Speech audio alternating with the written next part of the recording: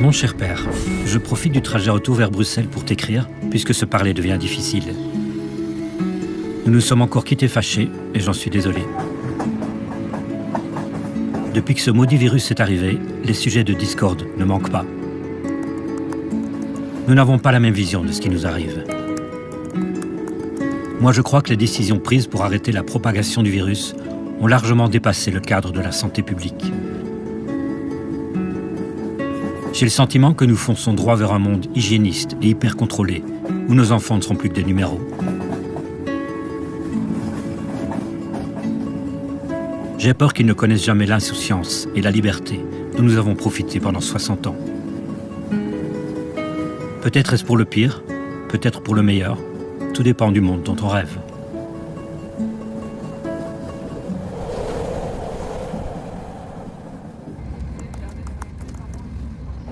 Ce qui nous a vraiment contrariés ce matin, c'est l'éditorial du journal auquel tu es abonné. J'avais demandé à maman de me garder l'édition papier. Tu m'as écrit que tu étais d'accord avec le journaliste, pourtant peu nuancé. Pour des raisons non scientifiques, les opposants au vaccin, abreuvés de théories complotistes, freinent la diffusion des vaccins. Ces égoïstes sont devenus les alliés objectifs du virus. Ce papier est une véritable incitation à la haine envers les non-vaccinés, des boucs émissaires tout désignés. Les autorités ont toujours stigmatisé les non-vaccinés, ces irresponsables qui remplissent les hôpitaux. Écoute ce que disait Elio Di Rupo en septembre dernier. Les personnes qui sont hospitalisées, on se rend compte que 98% des personnes sont des personnes hospitalisées qui ne sont pas vaccinées ou qui n'ont qu'une seule dose.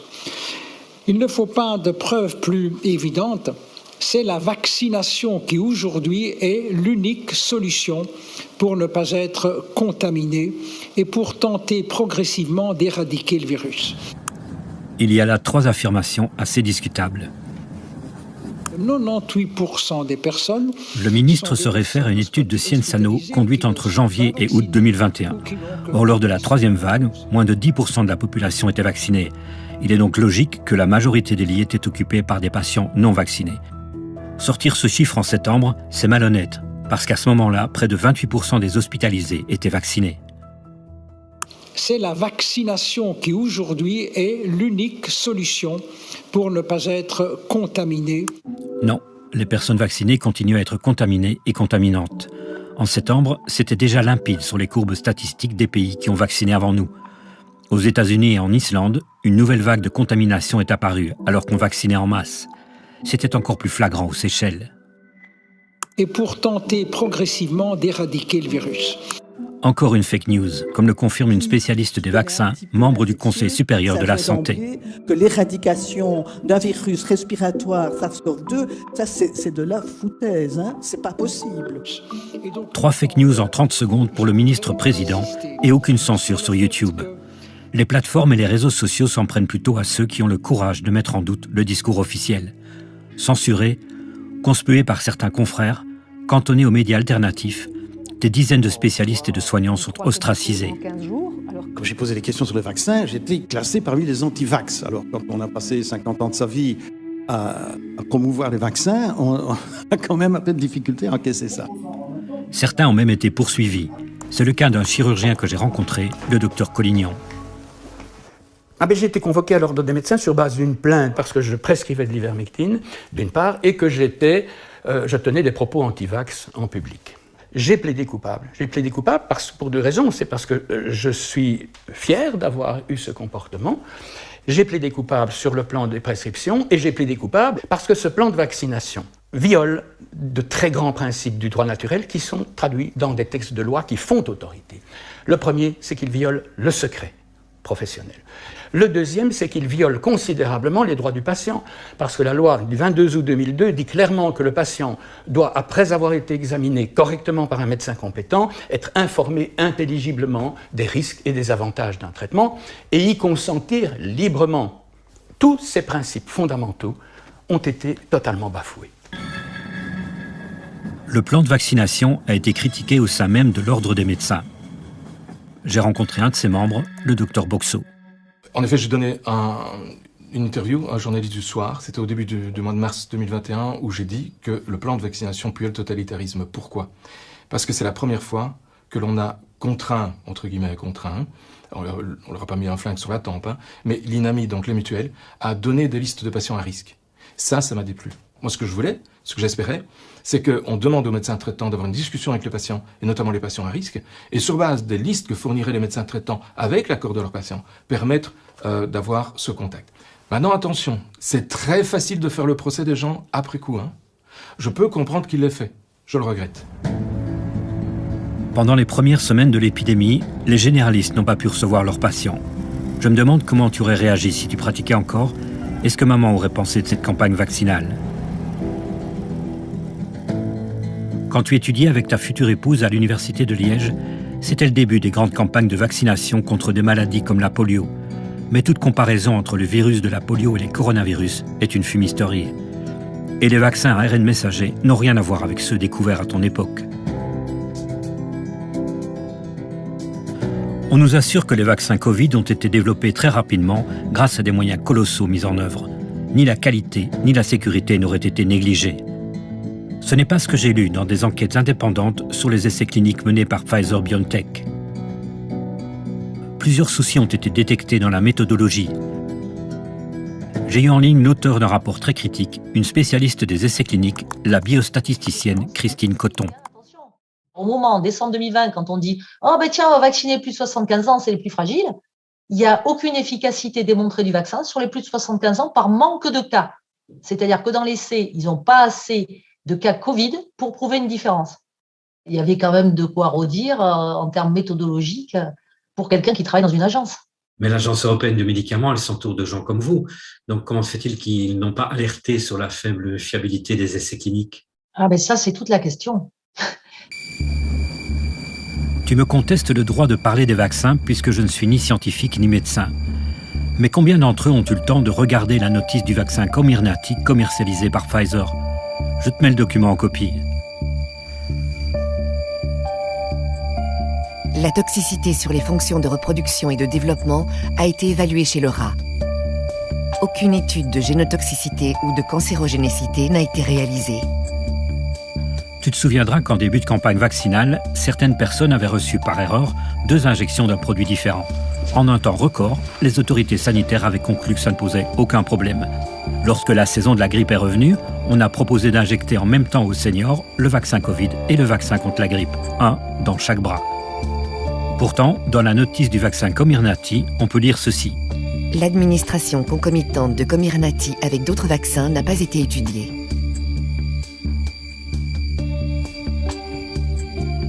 Est-ce que c'est devenu ça la médecine ? On essaye et puis on verra bien ? Chers voyageurs, nous arrivons en gare de Liège-Guillemins. Parmi les jeunes qui vont monter à Liège, combien ont fait leur 3e dose pour avoir la paix et combien pour espérer être protégés de l'infection ? Les rapports de notre Institut de santé publique, Sciensano, révèlent des choses étonnantes pour qui sait les lire. C'est le cas d'un spécialiste des statistiques et ancien président de l'école de santé publique de l'ULB. J'ai rencontré chez lui le professeur De Brouwer, aujourd'hui retraité. Je voulais vous montrer ceci, ça, c'est assez curieux. C'est les fameux graphiques de Sciensano. Ici, vous avez les chiffres bruts. Et on voit que les nouveaux cas sont infiniment plus importants chez les personnes qui ont reçu le booster que chez les personnes qui sont restées à 2 doses par rapport aux personnes non vaccinées. Et ici, ils font des incidences cumulées. On voit par exemple qu'effectivement, proportionnellement, il y a plus chez les jeunes de personnes infectées lorsqu'ils ont été boostés que des personnes non vaccinées. Ça veut dire que les personnes sont hypersensibles à l'infection lorsqu'ils sont vaccinés. Ça correspond au chiffre anglais, donc il n'y a rien de particulier là-dedans. Mais on n'ose pas le dire, et alors qu'est-ce qu'on fait ? On met non détectable. Et c'est un mensonge, puisqu'il détecte effectivement quelque chose. Donc l'efficacité vaccinale n'est plus détectable. Évidemment qu'elle n'est plus détectable, puisqu'elle montre une efficacité négative. Ça, c'est pour les cas. Regardez ici, pour la moyenne journalière du nombre de nouvelles hospitalisations. Non détectable. Expliquez-nous ça en termes...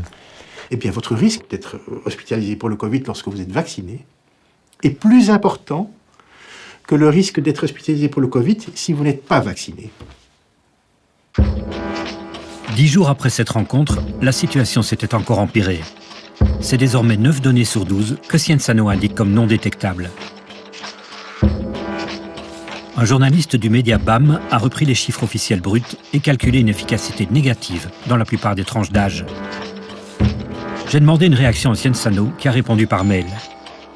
En résumé, l'Institut s'appuie sur 2 études pour démontrer que la vaccination reste efficace. Mais ces études datent d'1 an avant qu'apparaisse le mot non détectable dans les rapports de Sciences Sanofi. Ça, c'est une instrumentalisation évidente. Elle est politique ? Elle est probablement politique, oui. Comment est-ce qu'un Premier ministre ou un ministre de la Santé peut venir devant la population aujourd'hui disant « vous savez, dans certaines tranches d'âge, le vaccin est dangereux ». Sciences Sanofi est payé par le gouvernement, donc ce n'est pas un institut indépendant du gouvernement. Enfin, c'est de l'autocensure, si vous voulez. Ça arrive très souvent, l'autocensure. Hein. On se dit, mais si je marque des chiffres, ça va faire une catastrophe en Belgique. Je pense que la catastrophe, c'est que les gens n'ont plus aucune confiance devant les experts, devant le politique, devant les médias. Mais vous voyez, aujourd'hui, les journaux disent « Ah, mais vous savez, il y a 6 mois, on disait que les non-vaccinés, c'était des salauds, on ne devait même pas les hospitaliser, on n'aurait qu'à crever chez eux, etc. » Et aujourd'hui, on vient avec ça. Vous vous rendez compte ? Il n'y a pas que les statistiques qui peuvent servir un discours politique. Les sondages sont aussi susceptibles d'influencer l'opinion publique. Fin 2021, le grand baromètre Le Soir RTL Ipsos annonce que le Belge approuve l'idée de limiter les libertés des non-vaccinés. Sauf que les sondeurs n'ont pas interrogé les Belges, mais les Belges vaccinés. Un biais considérable. Suite à une plainte au Conseil de déontologie journalistique, plusieurs médias ont rectifié. Pourtant, un mois plus tard, RTL continuait d'ignorer la nuance. Alors, selon le grand baromètre RTL Info, le soir du mois dernier, 68% sont favorables à la limitation des libertés des non-vaccinés, par exemple. Une certaine forme de désinformation s'exerce aussi quand les autorités donnent un compte-rendu partiel et partial des mouvements de résistance aux mesures sanitaires. J'avais filmé la manifestation du 5 décembre où des milliers de personnes s'étaient rassemblées à Bruxelles. Peut-être pas 50 000 comme l'ont prétendu les organisateurs, mais certainement davantage que 8 000 comme l'a dit la police. Un chiffre repris par la télévision publique. Frustrés de lire sur leur smartphone que l'affluence était sous-estimée, des manifestants se sont dirigés vers la RTBF pour espérer être entendus.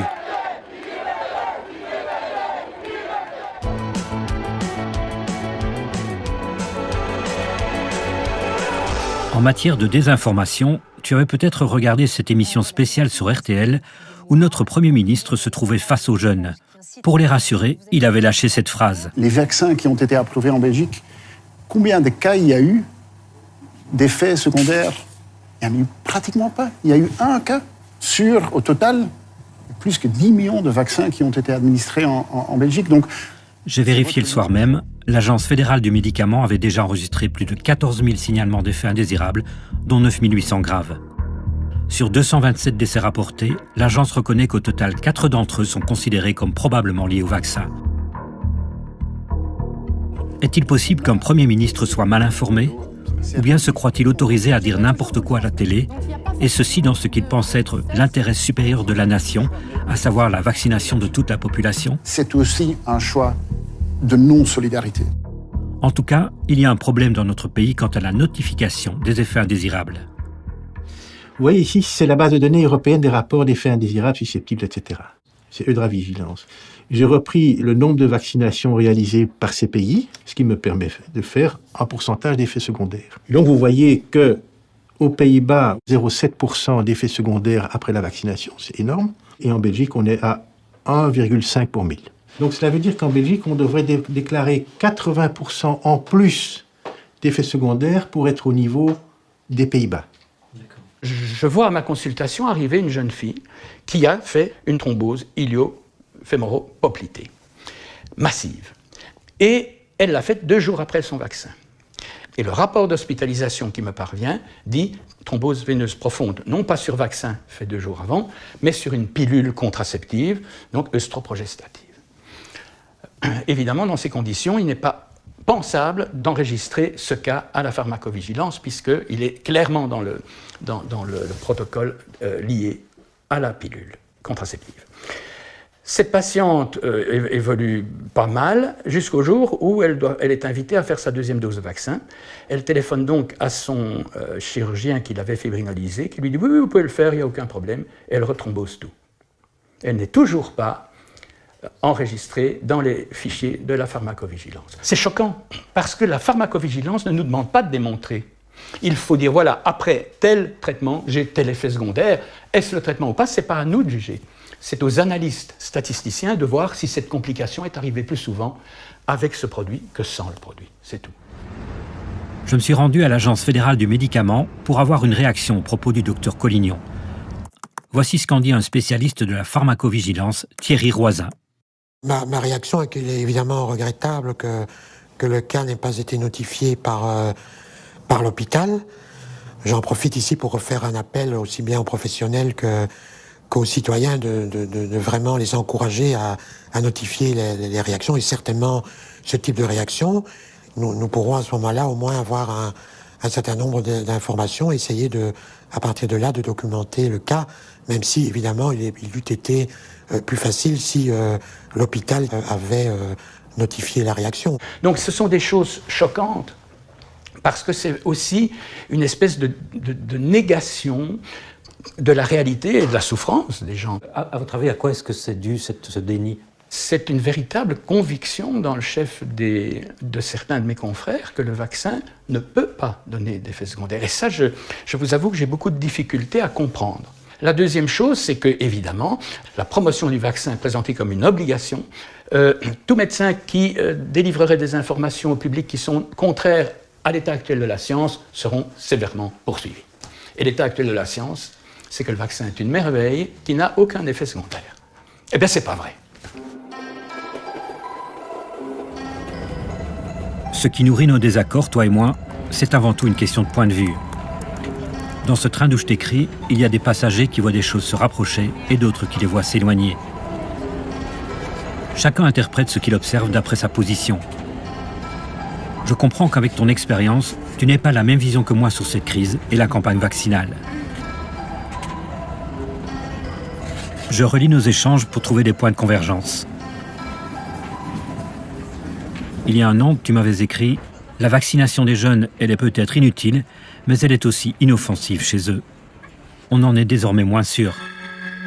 Dans le journal L'Écho, j'ai lu que Frank Vandenbroek avait commandé plus de 300 000 doses de vaccins pédiatriques, et ce, avant d'avoir reçu l'avis du Conseil supérieur de la santé. Il me semble qu'avant l'ère Covid, on démissionnait des ministres pour moins que ça. D'autant plus facilement que de grandes revues scientifiques alertent sur un risque supérieur aux bénéfices pour les adolescents et les enfants. Je me demande parfois si notre ministre de la Santé est bien conseillé. Conclusion de grâce que tout un chacun se fasse vacciner, aussi les enfants entre 12 et 17 ans. Ils doivent absolument se faire vacciner pour protéger leurs parents, pour protéger leurs enseignants. Et aujourd'hui, on voudrait les vacciner parce que c'est un réservoir important pour nous. Eux, ils risquent quasiment rien, voire rien du tout. Mais on voulait les vacciner pour nous. J'étais totalement opposé à cette façon de voir. On va exposer des enfants qui ne risquent rien à des effets immédiats, et on sait qu'il y a des myocardites, qu'il y a des péricardites, qu'il y a des thromboses, pour protéger des gens de 80 ans. C'est purement et simplement un scandale. Qu'est-ce qui se passe dans les organes de direction d'une grande démocratie quand on en arrive à des choses de ce genre? Je reviens à ce qui me préoccupe aujourd'hui, l'avenir de nos enfants et petits-enfants. Cela fait 2 ans que leur vie sociale a été réduite de manière drastique. Écoles fermées, cours à distance, restriction des activités parascolaires, annulation des festivités et des voyages, des tests à tout bout de champ, un chantage à la vaccination, un QR code pour aller boire un verre. Je n'aurais pas voulu avoir 20 ans en 2020. Je me souviens d'un mail que tu m'avais écrit. J'espère que tu vas te retenir de participer à la Surboom 2, provocation puérile qui va servir de terreau aux casseurs. Et surtout, l'occasion pour le Covid-19 de reprendre vigueur parmi les participants. Je n'ai plus 20 ans et je t'ai évidemment désobéi. Respectez les bulles en vigueur et gardez la distance sociale. Continuez à prendre soin de vous et des autres. N'en déplaise aux vérocrates, aucune remontée des cas n'a été constatée après ce grand rassemblement festif. Les fêtards ont espéré un moment rallier la police à leur cause, celle d'une liberté retrouvée.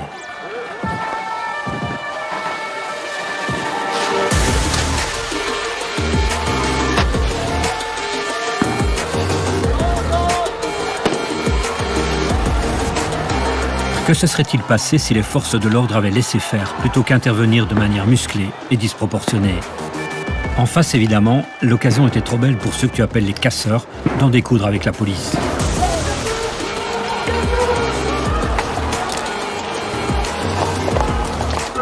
Les dérapages policiers avaient débuté dès la première boum et se sont répétés à chaque manifestation.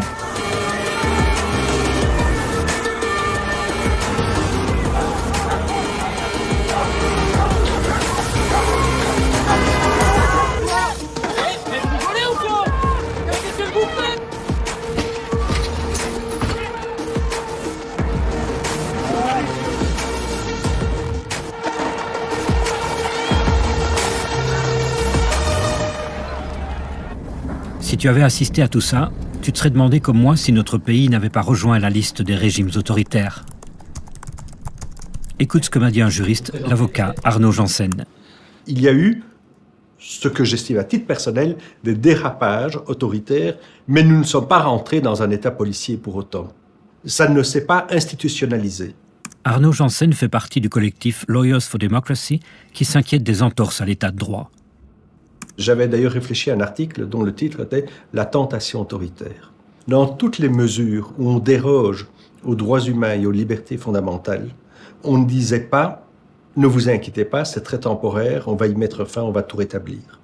L'absence de ce message m'a fort interpellé. On se fiche totalement de l'état de droit dans la manière dont on adopte les mesures.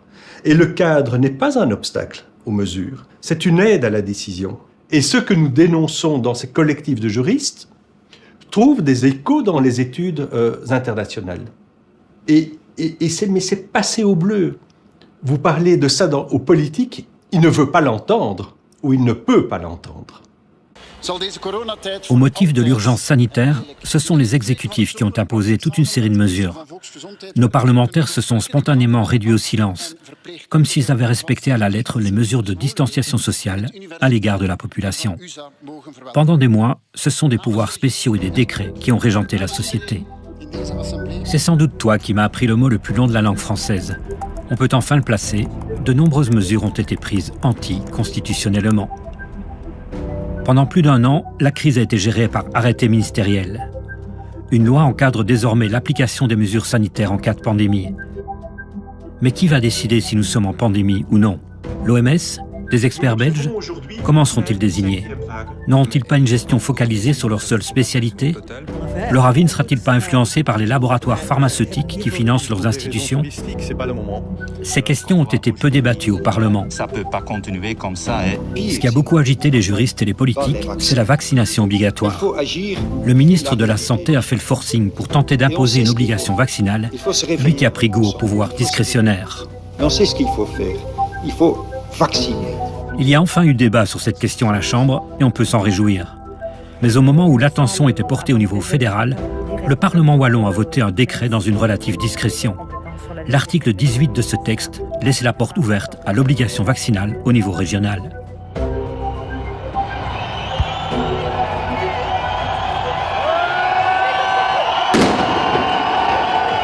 Des milliers de personnes ont défilé dans les rues pour contester l'obligation vaccinale et d'autres mesures liberticides.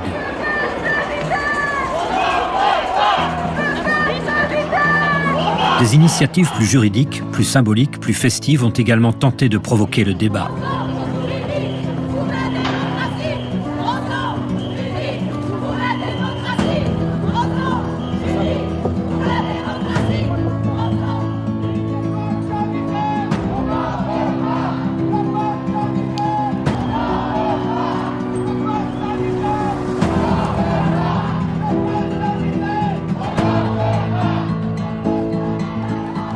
Tout ça, pourquoi?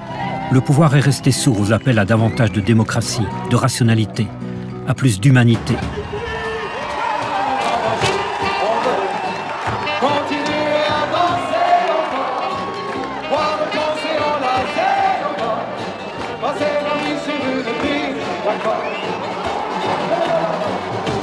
Tu sais, j'y étais, et ce qui a rassemblé ces gens, c'est surtout la crainte que se développe chez nous un régime de plus en plus autoritaire. Une dictature sanitaire? Pour en discuter, j'ai rencontré Mathias De Smet, professeur à l'université de Gand, spécialiste de la psychologie des masses. Je ne pense pas que le terme dictature soit techniquement correct. Il est plus juste de parler de l'émergence d'un système totalitaire. l'État totalitaire a une emprise beaucoup plus forte sur la vie privée des individus. Une grande partie de la population, disons environ 30%, croit fanatiquement et aveuglément à un certain narratif, un certain récit qui conduit à un phénomène de masse. Et ce groupe est généralement prêt à faire en sorte que les autres s'en tiennent au récit. Si on regarde les détails psychologiques plus techniques, cela ne signifie pas qu'ils croient vraiment que le récit est juste ou scientifiquement fondé. Ils se contentent de suivre le récit parce que le récit conduit à un nouveau lien social. Matthias De Smet explique en spécialiste ce que j'ai pu simplement constater au quotidien. De nombreuses personnes, du ministre au simple citoyen, m'ont semblé avoir perdu un certain bon sens, comme si elles avaient été hypnotisées. Comment cela a-t-il été possible ? La principale raison pour laquelle la crise Corona a eu cet effet psychologique spectaculaire qui a rendu les gens complètement aveugles, qui les a poussés à croire et à accepter les mesures et les récits les plus absurdes, c'est qu'en premier lieu, il y avait un grand nombre de personnes qui se sentaient isolées socialement. Si, dans ces conditions, un récit est diffusé dans les médias indiquant un objet d'anxiété et une stratégie pour gérer cet objet d'anxiété, quelque chose de très spécifique se produit. Toute cette anxiété flottante dans la population peut se connecter à l'objet indiqué dans le narratif. Il peut y avoir une énorme volonté de suivre le récit et les mesures stipulées dans le récit. Une fois que le récit est diffusé, indiquant un objet d'anxiété, et que les gens participent à cette stratégie, ils pensent avoir le contrôle, ce qui leur permet de mentalement maîtriser leur anxiété. Et puis, dans un deuxième temps, quelque chose d'encore plus important se produit. Comme un grand nombre de personnes participent simultanément, un nouveau type de lien social émerge, qui libère les gens de leur état d'isolement social. Cela signifie donc que le phénomène d'émergence de masse résout d'une manière ou d'une autre tous les problèmes psychologiques dont souffraient les gens. Cela les libère de l'isolement social. Elle donne un nouveau sens à leur existence et elle crée un nouveau lien social, comme cette Ligue des 11 millions de Belges qui va combattre le virus. C'est ça, une vraie équipe. Une équipe de 11 millions. Tous ensemble, pour vaincre le coronavirus.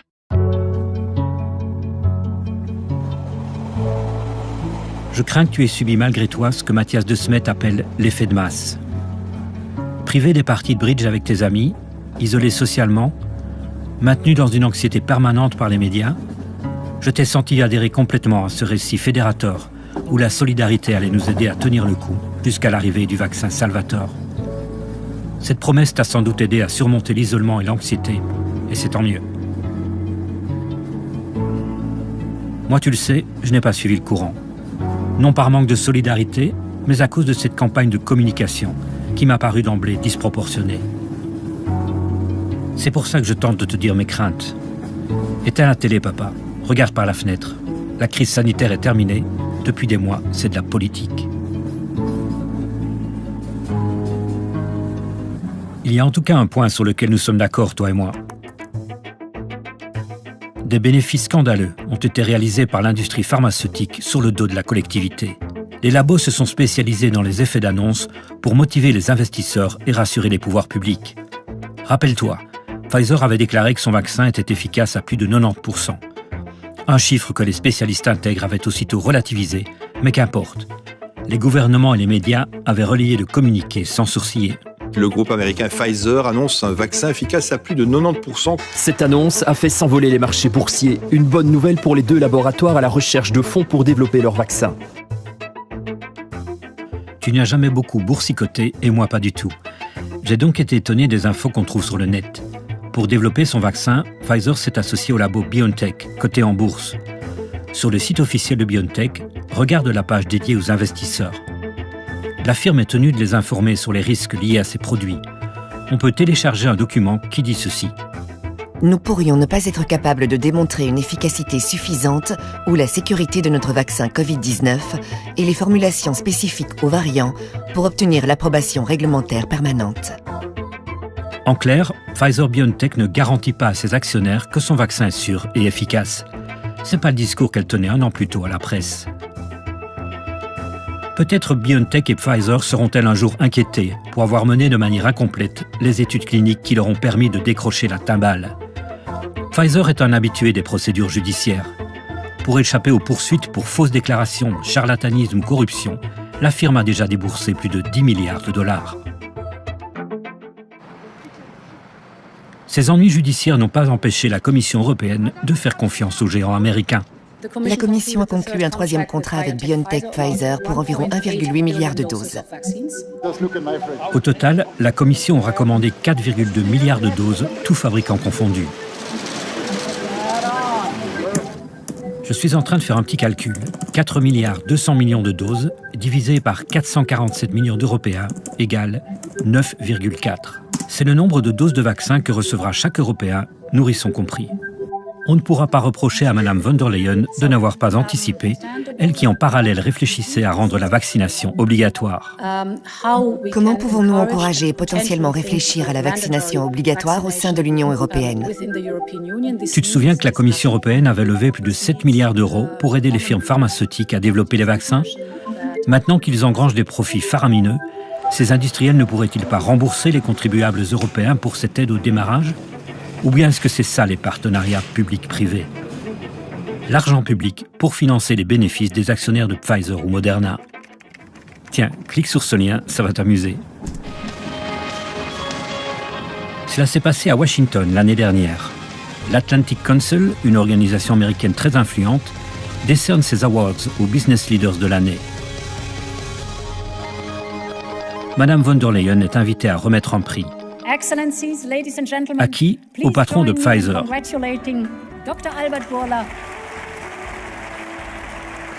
La situation est assez singulière.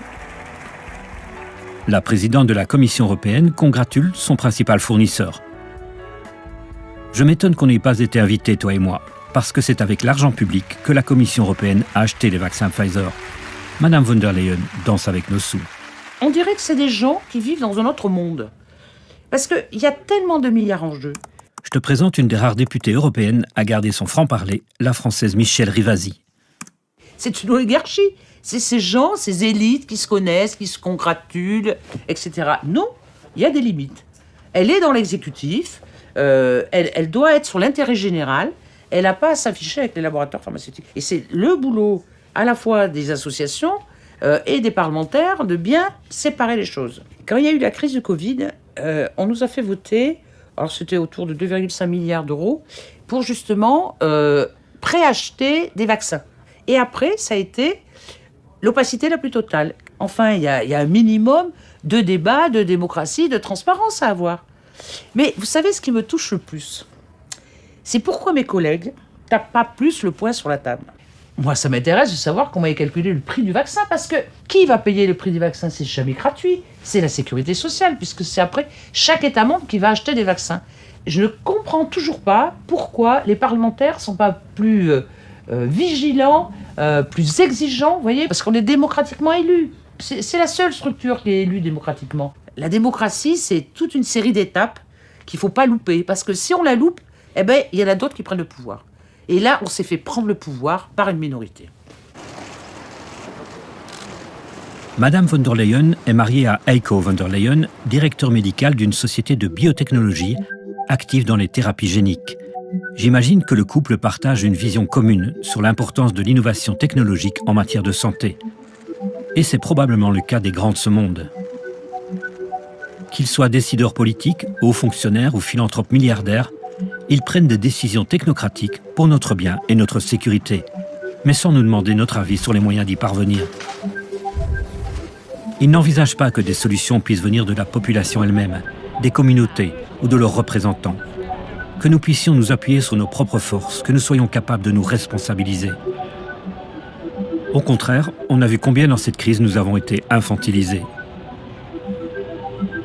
L'invitation, ça veut dire que vous avez un contact avec la personne qui va venir manger chez vous ou que vous allez recevoir pour prendre un café, par exemple. Alors essayez de songer, comme vous le faites à table en mettant des serviettes, de fournir aux gens un réceptacle, une enveloppe, par exemple, dans lequel ils pourront mettre leur masque. On va se désinfecter les mains, bien sûr, après avoir manipulé son masque. Ça veut dire qu'au niveau de la table, eh bien, il y aura une bouteille de vin ou de bière, si vous en prenez, une bouteille d'eau, et il y aura aussi une bouteille de gel hydroalcoolique. Ça sera une bouteille de plus. Les experts et les dirigeants nous ont imposé toute une série de mesures, malgré l'absence d'évaluation sur leur réelle efficacité. Alexander De Croo n'est pas aussi drôle qu'Ivan Latem, mais il ne s'embarrasse pas non plus de justifications scientifiques dans ses déclarations. Cette épidémie est en train de devenir une épidémie des personnes qui sont non vaccinées. Alexander De Croo reprend ici un slogan diffusé simultanément dans le monde entier.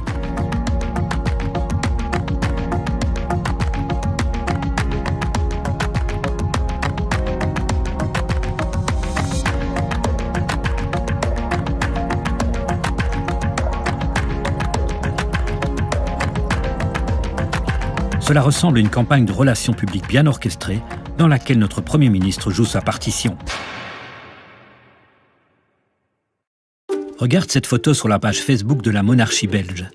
Elle a été prise en janvier 2020 au forum de Davos, où se réunissent annuellement les gens les plus influents de la planète. Au centre droit, tu as Klaus Schwab, le patron du Forum économique mondial qui organise ces rencontres au sommet. Sophie Wilmès et Alexander De Croo posent avec nos souverains. Que savent-ils réellement de leur hôte? Klaus Schwab est un adepte convaincu du transhumanisme. Il voudrait augmenter technologiquement les limites de l'être humain. Monsieur Schwab s'exprime volontiers sur sa perception de l'avenir. J'ai lu son livre « La 4e révolution industrielle ». L'auteur est persuadé que l'intelligence artificielle va provoquer une révolution qui modifiera complètement notre rapport au travail, à la propriété et même à nos semblables. Ce que nous voyons, c'est une sorte de fusion du monde physique, digital et biologique.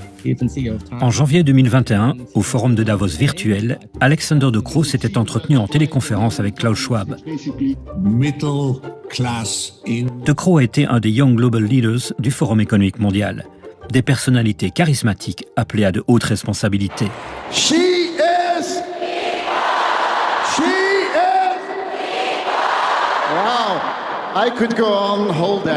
Dans un entretien enregistré à Harvard, Klaus Schwab s'était vanté d'avoir formé les jeunes leaders qui dirigent le monde d'aujourd'hui. Quand je mentionne le nom des nôtres, comme Madame Merkel et même Vladimir Poutine, etc., ils ont tous été de jeunes global leaders du Forum économique mondial. Mais ce dont nous sommes très fiers maintenant, c'est la nouvelle génération, comme le Premier ministre Trudeau, le président de l'Argentine, etc. Nous pénétrons leur cabinet. C'est vrai en Argentine et en France. Le président fut un jeune global leader. Dès le début de la crise sanitaire, Schwab y a vu, je cite, une opportunité étroite et unique de réinitialiser le monde. Je vois le besoin d'action, je vois le besoin d'un grand reset. Il en a d'ailleurs fait un livre sorti en 2020, Covid-19, la grande réinitialisation, dans lequel il livre sa vision de l'après-Covid. Les gens supposent que nous allons juste revenir au bon vieux monde que nous avons connu et que tout sera à nouveau normal. Revenir à nos habitudes, au bon vieux temps. C'est, disons, de la fiction. Ça n'arrivera pas.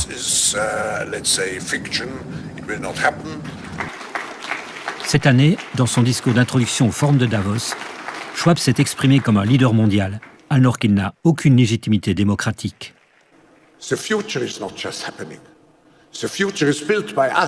Le futur est construit par nous, par une communauté puissante, comme vous, dans cette salle. Nous avons les moyens d'améliorer l'état du monde. À l'opposé des aspirations profondes d'une grande partie de la population, Klaus Schwab et sa communauté VIP nous préparent un futur hyper technologique. En 2017 déjà, le Forum économique mondial présentait ses prédictions pour 2030. Tu ne posséderas plus rien et tu seras heureux. Tout ce que tu voudras, tu le loueras et il te sera délivré par drone. Dans le magazine Forbes, le Forum a publié cette chronique d'une jeune femme qui se projette en 2030. Je ne possède rien, je n'ai aucune intimité et la vie n'a jamais été aussi belle. Pour Mathias De Smet, c'est une dangereuse illusion. Un être humain a besoin d'une certaine intimité. Il a besoin d'une certaine liberté, d'une certaine distance par rapport à l'autre. Cela vaut pour un petit enfant. Lorsque les parents éduquent un enfant dans les premières années, ils peuvent imposer leur volonté. Mais après un certain temps, l'enfant a besoin d'un certain espace de liberté, où il peut interpréter ce que les parents disent, où il peut être créatif avec le conseil des parents. Un espace où il peut créer sa propre identité. C'est crucial. S'il n'y a pas un tel espace pour un enfant, il risque vraiment de se retrouver dans un état psychotique. Et c'est ce qui est aussi à risque au niveau de la société. Si les dirigeants de la société ou les institutions détruisent réellement toute vie privée et chaque espace qui permet aux gens de faire leur propre choix, d'être créatifs dans la vie, alors ils détruiront l'humanité elle-même et nous finirons dans un état désastreux. J'ai trouvé cette image du Great Reset dans le magazine Time. À gauche, l'ancien monde. À droite, le monde que le Forum promet à nos enfants. Vélo, éoliennes et vaccins en quantité industrielle. La transition entre les deux est illustrée par le vaccin Covid-19. C'est précisément sur ce point que je tente d'attirer ton attention. Je crois que le vaccin Covid-19 n'a pas pour réel objectif de mettre fin à la pandémie. Non, pour moi, et je ne suis vraiment pas le seul à le redouter, la vaccination universelle est une aubaine pour ceux qui veulent imposer un nouveau modèle de société, une société de surveillance. Elle se met en place insidieusement, via le pass vaccinal, via un QR code, un contrôle numérique de la population mondiale.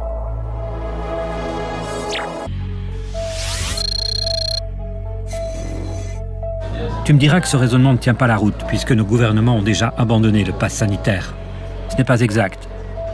Il est juste suspendu et pourra être réactivé au premier nouveau variant ou à la prochaine maladie infectieuse. La Commission européenne veut d'ailleurs prolonger d'1 an le pass sanitaire. Le certificat, par exemple, digital européen, on veut le renouveler encore pour 1 an jusqu'en 2023. Pourquoi ? S'il n'y a plus de crise, on arrête. Donc on sent bien que tout est en attente et qu'après, on va repartir sur un certificat de transport et puis on va repartir sur peut-être une obligation vaccinale. C'est le début à une numérisation de l'ensemble de nos données. Est-ce que vous payez bien vos impôts ? Est-ce que vous payez bien vos factures ? On peut aller jusqu'à l'élimination des billets, vous voyez, de la monnaie. Parce qu'une fois que ça sera tout sur carte, eh ben on vous contrôle partout. Ces 2 ans de crise ont permis des avancées majeures en matière de contrôle. Les caméras qui reconnaissent les immatriculations ont été multipliées partout. Le paiement en cash a été découragé et parfois refusé. En 2021, le gouvernement a annoncé la fin du secret bancaire et c'est passé comme une lettre à la poste. L'enseignement n'a pas échappé à la mise en place d'un monde virtuel et contrôlé. L'année dernière, j'avais rencontré Anne Morelli, professeure d'histoire à l'ULB. L'université virtuelle, on essaie de nous la fourguer déjà depuis longtemps, supprimer les cours réels pour les remplacer par des capsules, par des vidéos, etc. Et l'occasion était magnifique de nous fourguer cette obligation d'avoir recours à l'université virtuelle. Dans d'autres domaines, il y a aussi évidemment des agendas qui peuvent être sous-jacents. Tracer la population, identifier les gens par leur visage, par leurs empreintes digitales, etc. Mais c'est le rêve de tous les pouvoirs depuis fort longtemps. Et voilà une occasion magnifique de pouvoir dire « mais c'est pour votre bien, c'est pour votre sécurité ». Alors on a l'exemple de la Chine, et nous on y va tout droit, même si on affiche la protection des données personnelles, c'est ça qui ne va pas. Alors on a voté des textes qui étaient quand même assez novateurs là-dessus. Et puis, il y a une crise sanitaire et on y marche dessus.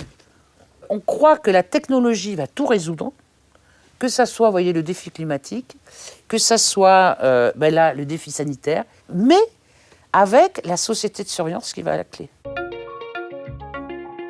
Depuis 2018 déjà, la Commission européenne travaillait à l'implémentation d'un certificat vaccinal électronique, comme on le voit sur ce document officiel. Le Covid n'a fait qu'accélérer les choses. En 2020, la Commission a lancé son certificat vert numérique. Faudrait-il envisager, face à l'urgence climatique, une gestion similaire à celle du Covid ? L'idée d'un pass énergie fait son chemin. Ça serait sans doute une bonne chose pour la planète. Les vols low cost à moins de 20 €, ça n'est pas raisonnable. Mais c'est la manière dont les décisions s'imposent à nous qui est anormale. Il n'y a plus de débat. C'est pourquoi la Commission européenne va proposer une identité numérique sécurisée. Dans une même logique de sécurité et de contrôle, la Commission européenne et de grandes alliances privées poussent à une identification numérique unique pour chaque citoyen. On nous présente évidemment le bon côté des choses, son côté pratique, de quoi sécuriser notre navigation sur la toile. Mais cette possibilité technique permettra aussi de suivre le moindre de nos comportements, ce que nous achetons, ce que nous vendons, ce que nous communiquons, nos photos, la musique que nous écoutons, quels objets connectés nous possédons. Tout cela rassemblé sous un seul identifiant. On parle aussi de plus en plus de coffres-forts numériques où toutes nos données personnelles seront conservées. On en fait déjà la publicité dans les gares et les industriels sont prêts, comme on le voit dans cette publicité. Bonjour à tous, je vous présente Lucie, étudiante en psychologie. Et moi, son Digital ID Wallet, émis par le gouvernement pour offrir une large gamme de services d'identité. Je donne accès aux bonnes données à la bonne personne. J'ai également la confiance des pouvoirs publics pour mieux soutenir la transformation numérique, lutter contre l'usurpation d'identité et offrir des services publics performants et disponibles H24. Je suis le Thales Digital ID Wallet. La société Thales est active dans le domaine militaire. Je ne trouve pas ça très rassurant. Mais avec son application pour smartphone, Thales a déjà un train de retard, comme tu peux le découvrir dans ce reportage tourné en Suède.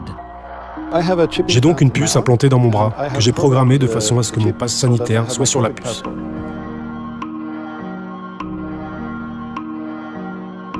Je pense que cela fait tout à fait partie de mon intégrité, d'être pucé, de garder mes informations personnelles avec moi. J'ai l'impression d'avoir encore plus le contrôle en l'ayant dans ma propre main.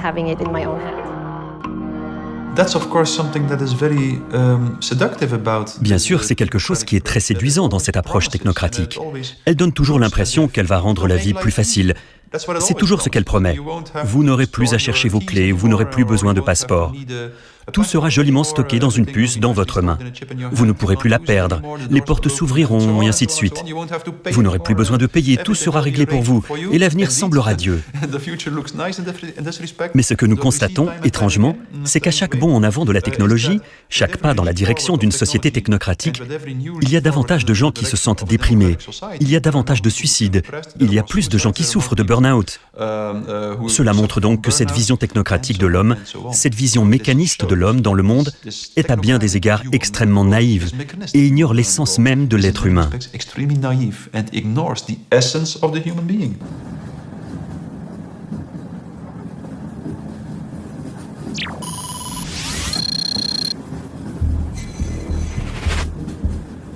Pour ceux qui n'ont rien à se reprocher comme toi, vivre dans une société de surveillance est plutôt rassurant. Tu n'auras plus à craindre les cambrioleurs, ils seront tracés jour et nuit. On saura à tout moment où tu te trouves pour pouvoir te secourir. En collaboration avec les opérateurs du net, les autorités pourront aussi limiter le temps que nos enfants passent sur des jeux en ligne ou restreindre l'accès à des vidéos illicites. Il sera possible de détecter rapidement les appels à la violence, le harcèlement, la désinformation. Mais qui va considérer qu'un comportement est addictif, qu'une information est subversive ou fausse?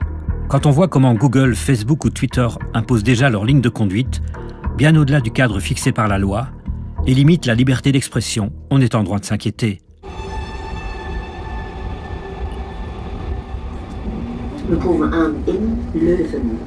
On arrive à Louvain et son université où travaillent ces fameux experts en virologie.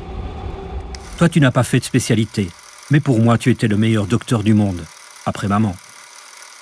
Tu as connu quelques épidémies comme la grippe de Hong Kong en 68. Te souviens-tu de celle de 2009 ? La grippe mexicaine appelée aussi H1N1. J'ai retrouvé ce sujet de TF1. Les critères scientifiques pour une pandémie de grippe sont réunis. L'OMS est accusée par certains d'avoir changé la définition et les critères d'une pandémie. Jusqu'en 2009, une pandémie devait être à la fois très contagieuse sur le plan géographique et très grave en nombre de morts. Désormais, la notion de mortalité n'est plus prise en compte pour le déclenchement officiel d'une pandémie. C'est également la déclaration officielle de pandémie qui a permis d'autoriser les vaccins au niveau européen selon une procédure exceptionnelle accélérée. C'est sur la déclaration de pandémie par l'OMS que le contrat va se déclencher, que la production de vaccins va pouvoir commencer. Je pense que la gravité d'une maladie doit jouer un rôle majeur dans la définition d'une pandémie. Sinon, vous pouvez définir un simple rhume comme une pandémie et vacciner contre le rhume. Pendant l'épidémie de H1N1 en juin 2009, l'Express avait publié une chronique de Jacques Attali, intitulée « Avancer par peur ». Attali, écrivain et économiste, est l'éminence grise des présidents français depuis Mitterrand. Il avait écrit ceci. Une pandémie majeure ferait surgir la prise de conscience de la nécessité d'un altruisme, au moins intéressé. On en viendra alors, beaucoup plus vite que ne l'aurait permis la seule raison économique, à mettre en place les bases d'un véritable gouvernement mondial. L'OMS préfigure aujourd'hui ce gouvernement mondial qui s'impose au motif de la santé et de la sécurité. En ce moment même, l'Assemblée mondiale de la santé entame un processus visant à élaborer un accord mondial historique sur la prévention des pandémies. Il s'agit d'un instrument international juridiquement contraignant, le second de toute l'histoire de l'OMS. Ce futur traité vise à élargir les prérogatives de l'organisation en cas de pandémie. Si ce traité est signé par notre pays, cela signifierait que la Belgique abandonne sa souveraineté et accorde à l'OMS le pouvoir d'imposer chez nous sa façon de gérer les pandémies. En clair, notre pays devrait se confiner comme le fait par exemple la Chine, si l'OMS décide que c'est la voie à suivre.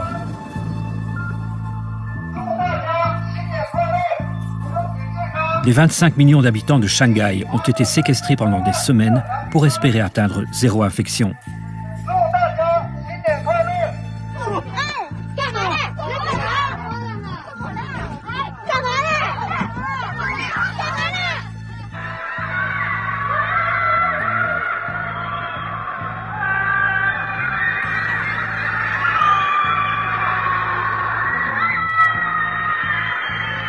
Nous n'en sommes pas encore là, mais ce traité international, couplé à la loi pandémie déjà votée en Belgique, ouvre la porte à de possibles dérives totalitaires et à l'obligation vaccinale comme corollaire.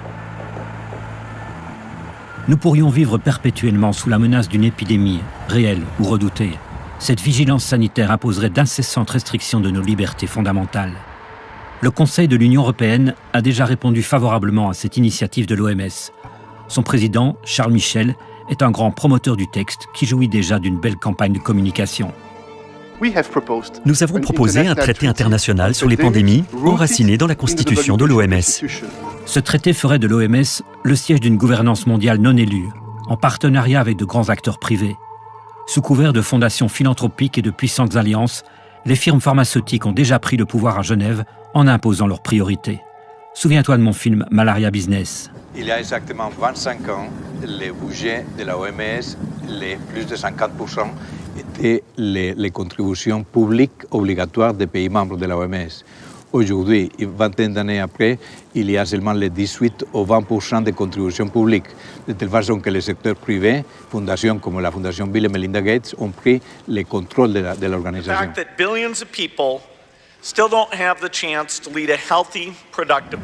Comme en 2009 pour H1N1, l'OMS a d'emblée promu la vaccination pour mettre fin à la pandémie.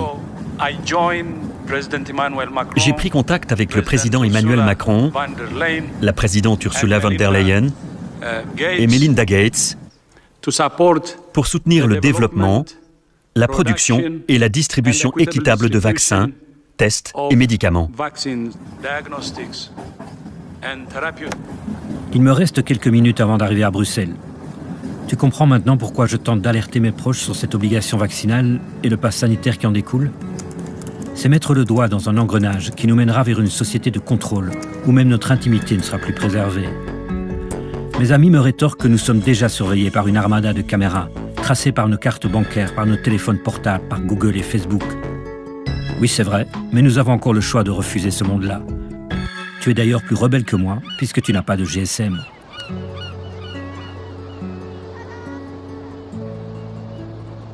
J'ai hérité de toi ce pessimisme qui me fait redouter le pire. J'ai l'intuition que nos démocraties, nos sociétés, l'humanité même, sont poussées vers un avenir sur lequel nous n'avons plus de prise. Les personnes que j'ai rencontrées n'ont pas pour autant baissé les bras. Je suis moins pessimiste que vous. Je pense qu'à un moment donné, les gens, la rigueur va revenir. Et on dira les choses un peu plus comme elles sont. Pour moi, c'est une très belle expérience. Elle devrait être analysée par des sociologues, par des psychologues sociaux, etc., pour que l'on tire vraiment ce qu'il y a d'en tirer, non seulement sur un plan scientifique, mais également sur un plan de vie en société. Et donc, il faudra avoir le courage de faire renaître un débat quand on sera plus serein, mais je pense néanmoins que ce rouleau compresseur, qui est un vieux diesel qu'on appelle la démocratie, peut fonctionner. Regardez vos fondamentaux. Les fondamentaux, c'est la liberté. Cette tendance à la technocratie sera inévitable. Mais alors qu'un tel système va s'imposer à la société, il va aussi s'autodétruire. Nous devons en être conscients. Il faut continuer à s'exprimer et maintenir ouvert un certain espace pour les personnes qui ne veulent pas suivre le système. Nous n'aurons pas à détruire le système. Nous devons simplement attendre que le système s'autodétruise. On va vers un crédit social qui a ce site particulier, c'est qu'on va trouver toutes les bonnes raisons du monde d'en faire quelque chose de profitable pour l'individu. Et on va expliquer que c'est comme ça qu'on vivra le plus vieux, le plus heureux, le plus... Vous finirez par rentrer au métro à la gare du Nord, et on va vous dire « Ah non, vous ne pouvez pas aller dans le métro ». Pourquoi ? Parce que vous avez été détecté avec un peu de température au boloscope 3 jours avant. Voilà. C'est vers ça qu'on va. Maintenant, bon, si c'est géré de façon parfaitement humaniste par des gens comme Voltaire ou Diderot, ce sera bien. Si c'est Van den Broek qui gère ça, ce sera peut-être moins bien. Je vous rejoins dans quelques instants, nous arrivons à Bruxelles, ce train fait la gare de Bruxelles-Nord, Bruxelles-Centrale et Bruxelles-Midi. J'achève cette lettre en espérant qu'on puisse bientôt se reparler de vive voix. On me dit que je devrais te foutre la paix, que tu es un vieux monsieur qui n'a plus envie d'être bousculé. Mais ça n'a rien à voir avec ton âge. Je connais beaucoup de jeunes qui préfèrent ne pas se poser de questions, sans doute parce que les réponses pourraient être douloureuses à accepter. Je laisse le mot de la fin à Mark Twain. Il est plus facile de tromper les gens que de les convaincre qu'ils ont été trompés. Je t'embrasse, sans masque.